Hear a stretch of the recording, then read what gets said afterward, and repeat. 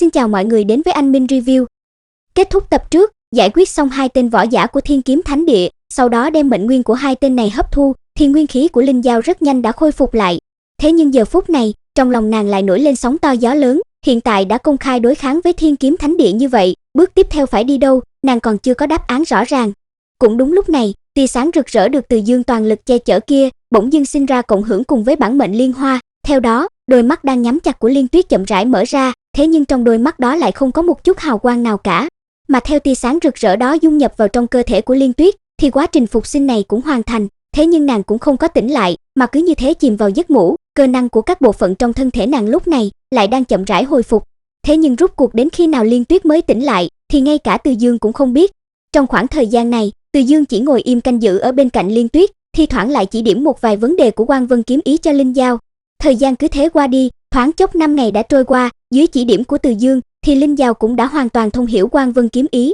Đột nhiên, Linh Giao cảm nhận được một cổ dao động kịch liệt từ trong đầu truyền tới, ngay sau đó, loại dao động này cũng xuất hiện trên người Liên Tuyết đang nằm trong phong ấn. Nhìn vẻ thống khổ hiện lên trên khuôn mặt hoàn mỹ của Liên Tuyết, trên mặt Từ Dương liền cảm thấy một tia kinh hỉ, bởi vì theo như lý thuyết, chỉ cần trên cơ thể nàng xuất hiện dấu hiệu phản hồi, thì thuật phục sinh này coi như thành công. Và không lâu sau đó, thân thể Liên Tuyết đột nhiên ngồi thẳng lên, đôi mắt to mở ra, nhìn xung quanh một vòng, cuối cùng dừng lại trên người Từ Dương, thanh âm kích động vang lên nói: "Vạn năm trôi qua, đệ tử cho rằng đời này không còn được gặp lại sư tôn nữa." Rồi sau đó, ánh mắt của nàng liền đảo sang nhìn Linh Giao, lên tiếng hỏi: "Sư tôn, vị muội muội này chính là người đã giúp ta sống lại đúng không?"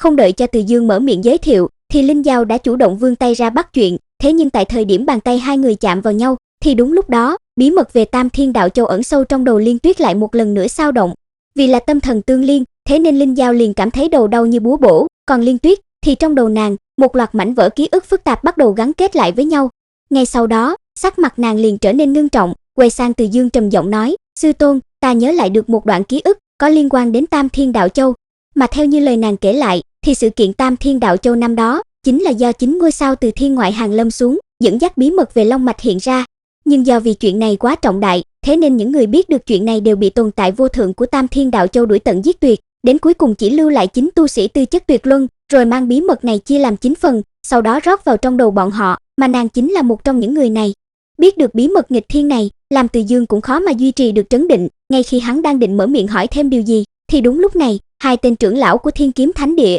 tu vi đều mà nguyên thần sơ kỳ xông vào. Nhìn thấy Linh Giao đứng cùng một chỗ với Từ Dương, cả hai lão già này đồng thời lên tiếng: "Ngươi đã quyết định trở thành phản đồ của Thiên Kiếm Thánh Địa, xem ra quyết định năm đó mà Thập lão đưa ra rất chính xác, nha đầu ngươi nhất định không phải vật trong ao." Nghe được lời này, Linh Giao liền cảm thấy dường như bản thân có bí mật nào đó đang bị Thiên Kiếm Thánh Địa che giấu, thế nhưng khi nàng lên tiếng hỏi, thì hai tên trưởng lão kia cũng không chịu nói ra, mà lại hướng nàng đánh tới. Không đợi cho Linh Giao xuất thủ, thì Từ Dương đã chắn trước mặt nàng, lên tiếng nói: "Khi trước ngươi đã có công thủ hộ phong ấn, thế nên trận chiến này, để ta thay ngươi làm đi." Nói dứt lời, uy áp kinh khủng trên người Từ Dương liền bạo phát ra, đem hai lão già này đẩy lùi về sau. Ổn định lại thân hình, một tên trưởng lão trong số đó liền thi triển ra công kích mạnh nhất đánh tới Từ Dương, hắn muốn một kích đem Từ Dương chém giết. Chỉ thấy một đạo kiếm quang đỏ thẫm được hình thành sau lưng hắn, trong nháy mắt đã chém xuống đỉnh đầu Từ Dương, thế nhưng đạo kiếm quang này chỉ còn cách đỉnh đầu Từ Dương mấy tấc, thì liền bị trận quang hộ thể của Từ Dương ngăn lại, không thể nào hạ xuống được nữa. Hừ lạnh một tiếng, Từ Dương liền trở tay vung ra một cái tát,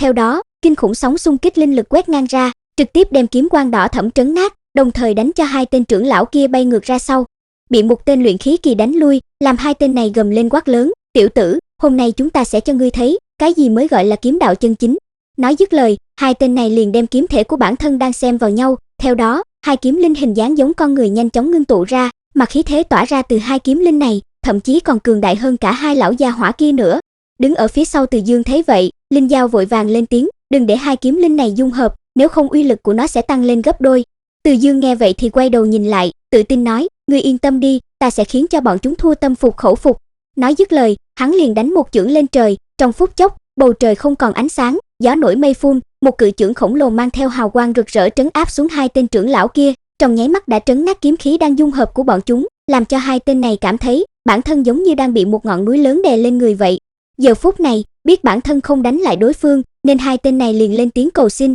mà Từ Dương thấy vậy cũng không có hạ sát thủ, bàn tay hắn vung lên, cự chưởng đang trấn áp hai tên trưởng lão kia tức khắc biến mất, rồi hắn liền lên tiếng nói: "Hiện tại các ngươi đem tất cả thông tin liên quan đến quá khứ của Linh Giao nói ra, để ta xem các ngươi nắm giữ cơ hội sống sót duy nhất này như thế nào." Nghe Từ Dương nói vậy, hai tên trưởng lão này quay sang liếc nhau một cái, sau đó thở dài một hơi, rồi liền đem tất cả mọi chuyện về Linh Giao kể lại cho Từ Dương nghe. Mà theo như lời hai tên này kể lại, thì khi Linh Giao tiến nhập vào Thiên Kiếm Thánh Địa, trong hồn nguyên của nàng đã thiếu khuyết một hồn một phách. Còn cụ thể là chuyện gì xảy ra thì bọn họ cũng không biết rõ ràng lắm, chỉ biết là năm đó Linh Giao đến Thiên Kiếm Thánh Địa thì có đeo một khối ngọc bội, thế nhưng sau đó thì bị Thập lão thu lại đem đi bảo quản, mà Linh Giao thì theo phân phó của Thập lão, trở thành quan môn đệ tử của đại trưởng lão. Nghe được mấy lời này, làm Từ Dương có chút cau mày, hiện tại hắn có thể đại khái đoán ra một chút đầu mối, có lẽ bí mật của Linh Giao đều ẩn chứa trong khối ngọc bội kia. Nghĩ đến đây, Từ Dương liền quay sang hai tên trưởng lão lên tiếng nói, hôm nay ta tha cho các ngươi một mạng, các ngươi trở về nói với trưởng sự của Thiên Kiếm Thánh Địa, là 3 ngày sau Từ Dương ta sẽ tự mình đến bái phỏng.